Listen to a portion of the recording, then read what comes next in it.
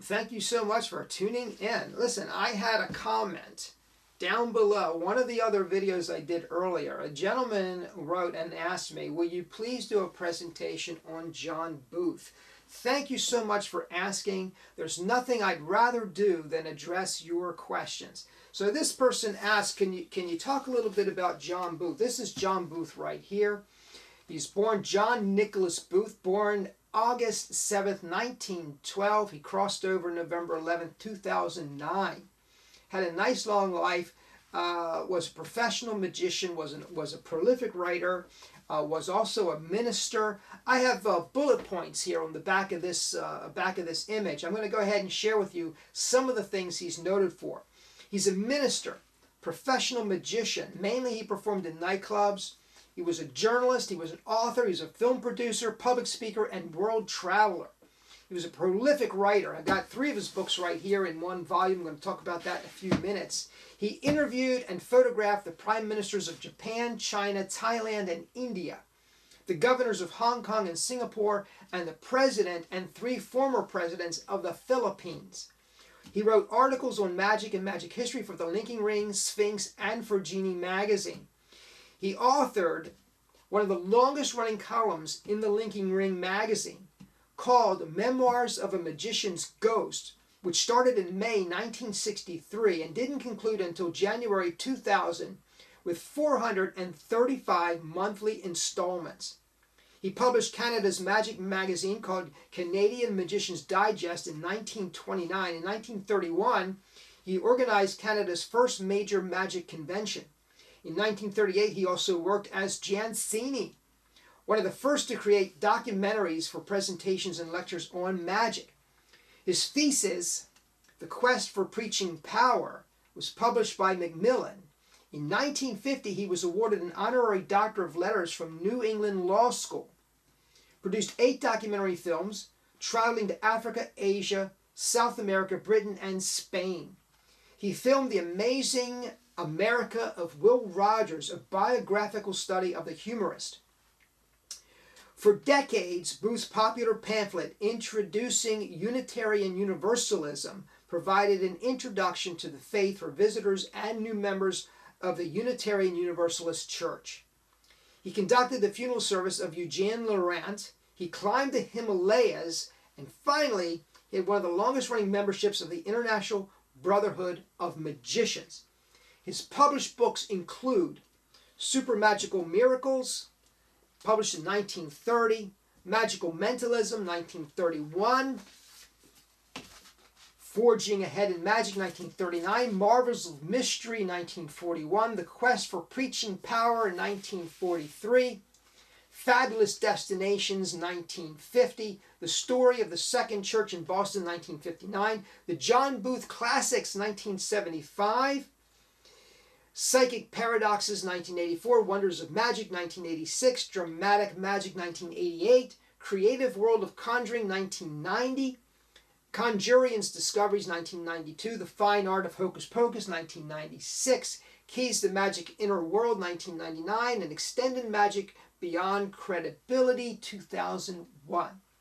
So that's just a little bit about John Booth, what he did, what he accomplished.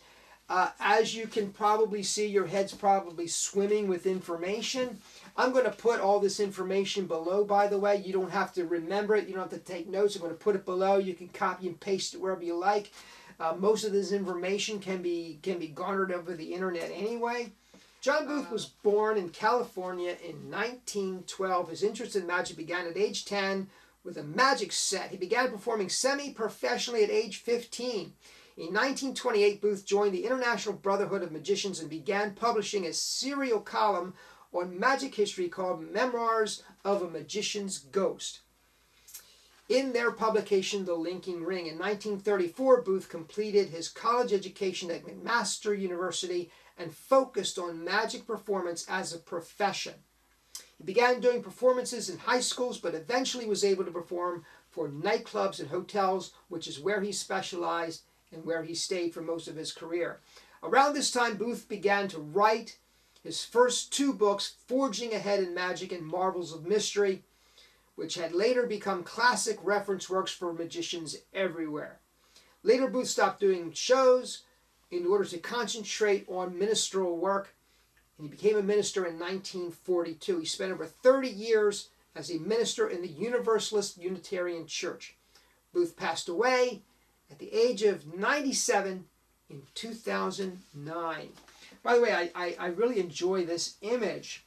My mother, I've told this story before, my mother was always a little bit apprehensive about magic.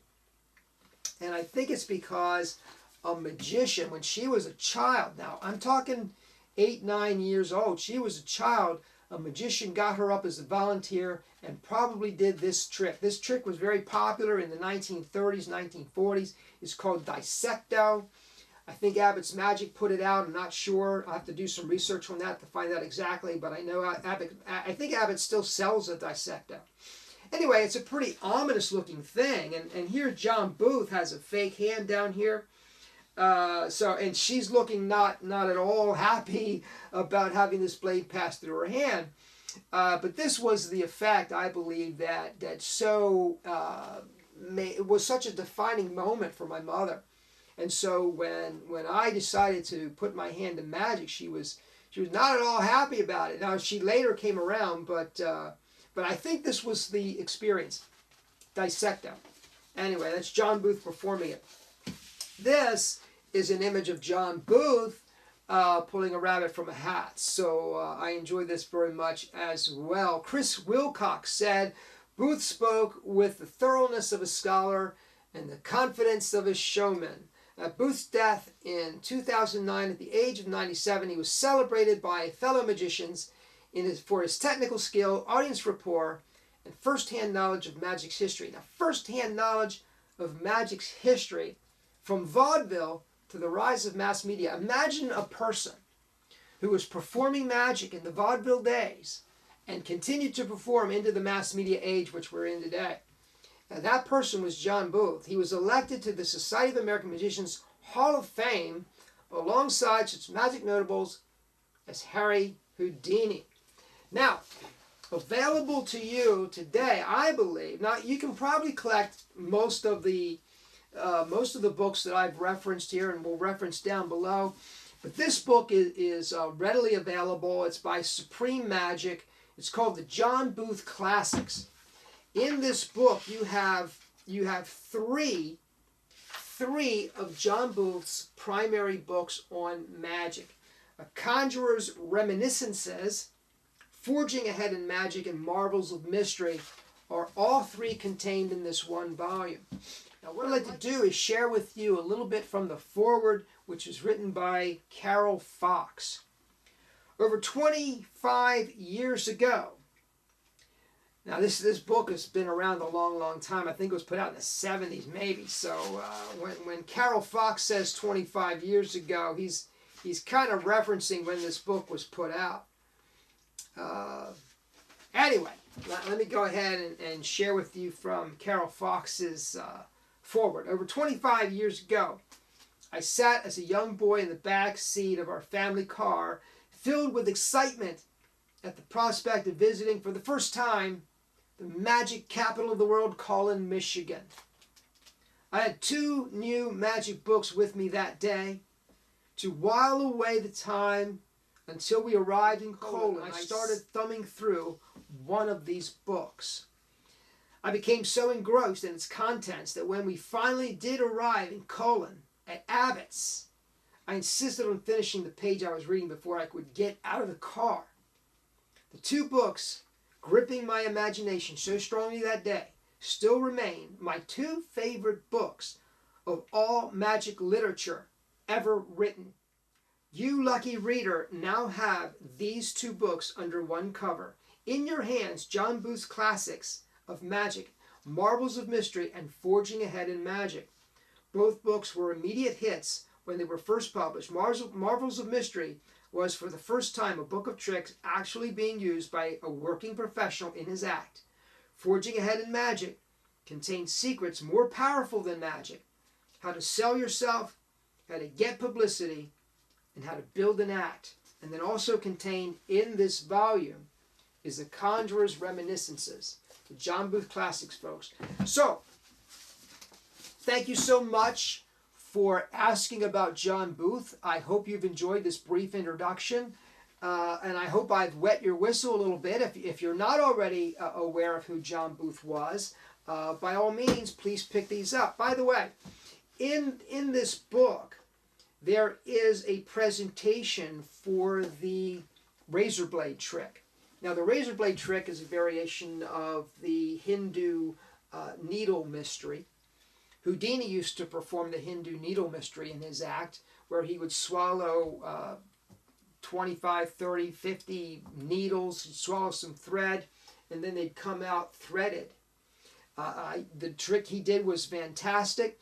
Later, somebody, I don't know who, but somebody came up with the idea of threading razor blades on the thread, and they brought out. I saw George Goebel do this, both when I was a Cub Scout, when he did it for our Blue and Gold dinner, and then later I saw him do it in full stage. So John Booth has a wonderful presentation for the razor blade trick in this book. So if you're interested in that, please pick it up. Thank you so much for asking about John Booth. I hope you've enjoyed it. Please comment below, and if you haven't done so already, please subscribe. Thank you so much for joining me. Have a great day.